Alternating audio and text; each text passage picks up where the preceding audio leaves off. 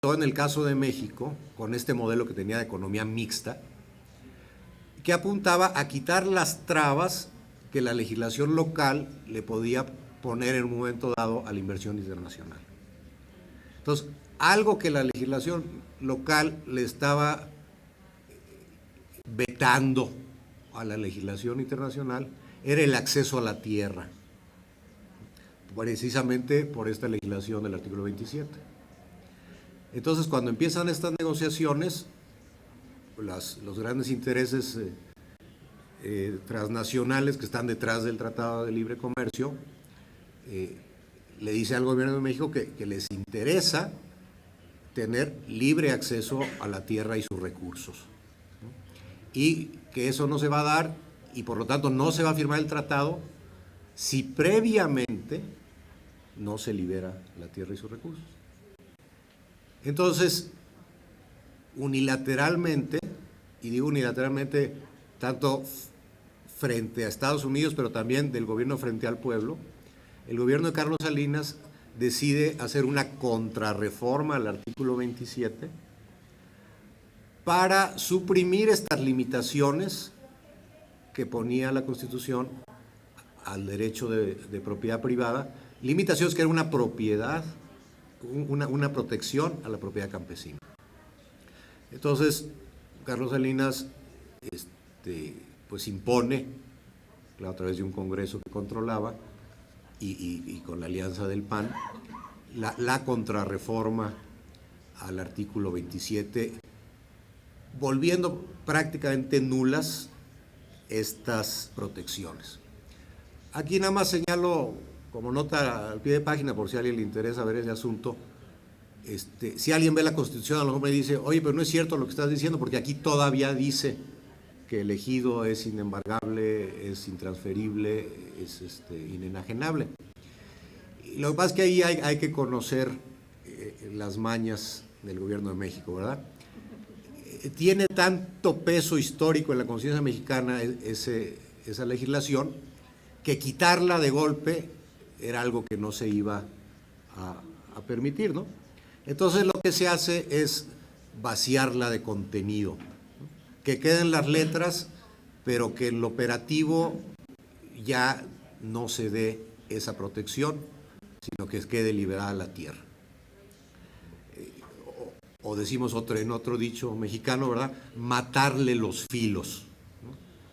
Queda el machete de los campesinos, pero ya no tiene filo. Entonces todavía se puede mostrar que tenemos una legislación protectora del campesino, pero ya no corta. Bueno, eso es una nota al margen. Todo mexicano sabe que efectivamente se desmanteló la protección al ejido. Y esto fue como un acuerdo previo al Tratado de Libre Comercio que Salinas hizo por debajo del agua. Estamos hablando del principio de los años 90. A esas alturas ya el movimiento zapatista en Chiapas llevaba años de estarse preparando. Pero el golpe que significó para los campesinos y los indígenas el cambio de esta legislación, no tengo estadísticas para probárselos, pues, pero es algo que se palpa en Chiapas, ¿verdad? O sea, el golpe que significó esta reforma significó una nueva oleada de campesinos que vinieron a engrosar las filas del zapatismo, lo cual le permitió al zapatismo tener suficiente masa crítica para levantarse en armas en el 94. Esta reforma del artículo 27, junto con las políticas económicas que también significaban una puesta en práctica de libre comercio, entre comillas, previo al tratado. Entonces, Salinas empezó a aplicar políticas de libre comercio aún antes de firmar el tratado para dar una garantía a los grandes capitales de que lo iba a hacer, y una de las políticas que aplicó ahí fue en el caso del café. El café es la principal producción comercial de los campesinos en Chiapas, y gracias a ese cambio de políticas el precio del café se derrumbó totalmente, y eso significó otra oleada de campesinos productores de café a engrosar las filas del zapatismo. De modo que prácticamente podemos decir que las políticas neoliberales de Salinas en la reforma a la Constitución y en el manejo de los precios del café son en buena medida, no exclusivamente, responsables del levantamiento zapatista o causantes, digamos. Bien, les había dicho que les iba a decir historias y les estaba tirando rollos, pero ahí va la historia.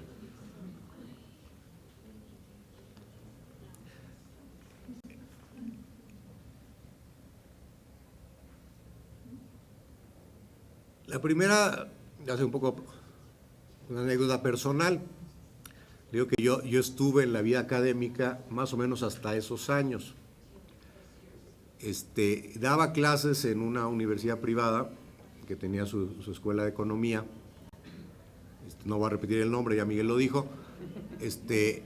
Pero nada más voy a decir que, por ejemplo, el secretario de Economía actual estudió ahí, ¿no? Y justo en esa época yo me despedí de la academia para dedicarme al activismo, digamos, por poner algún nombre. Y bueno,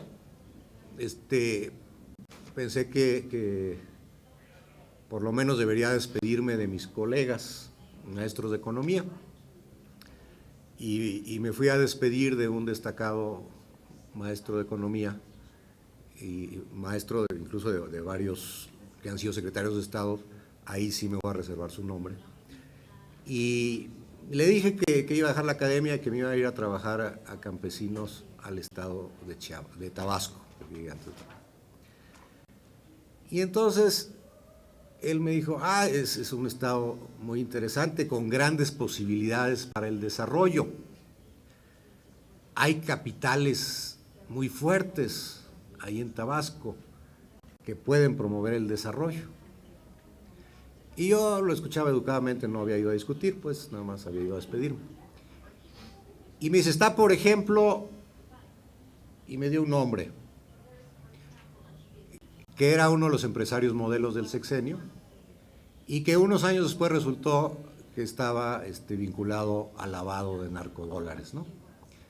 Entonces, dejo ahí otro puntito ahí, para decir, ¿qué noción del desarrollo tenía este profesor de varios secretarios de Estado? Que el hecho de que existiera un hombre rico, que luego resultó ser aliado al narcotráfico, para él era garantía del desarrollo. Pero entonces me dijo qué interesante que me iba a Tabasco porque había capitales que podían promover el desarrollo. Dice, y además, dice, ahora sí se pueden hacer muchas cosas con esto de las reformas al artículo 27. Y yo pues asentía así educadamente y esperando a ver qué más me decía. Y me dice, es que mira, por ejemplo, hace poco, dice, yo conocí un caso de un lugar de México, no me acuerdo cuál era, que se descubrió una cantera de mármol de excelente calidad, ¿no? Estaba a la altura de los mejores mármoles italianos, ¿verdad? De los que se usaron en el Renacimiento.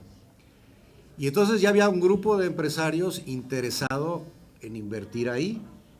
Ya tenían el capital, tenían la tecnología, tenían todo listo, pero no se pudo porque era tierra ejidal y los ejidatarios no quisieron. Pero ahora con la nueva ley sí se va a poder. Bueno, si se les escapa la ironía de esta historia, no se las voy a explicar.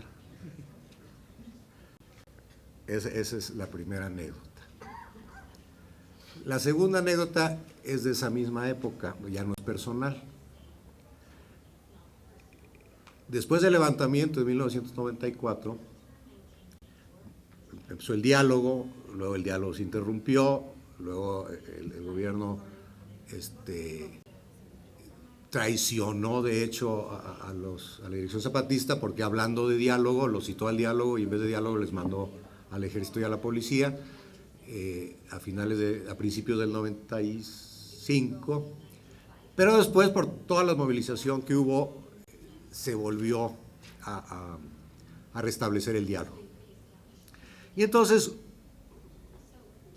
como ya había habido un diálogo previo, entonces ya las partes, sobre todo los zapatistas, tenían la experiencia de lo que no se debía hacer.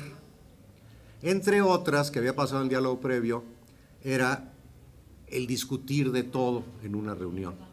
y que el gobierno iba apuntando y poniendo palomitas y esto sí, esto no, como una carta a Santa Claus.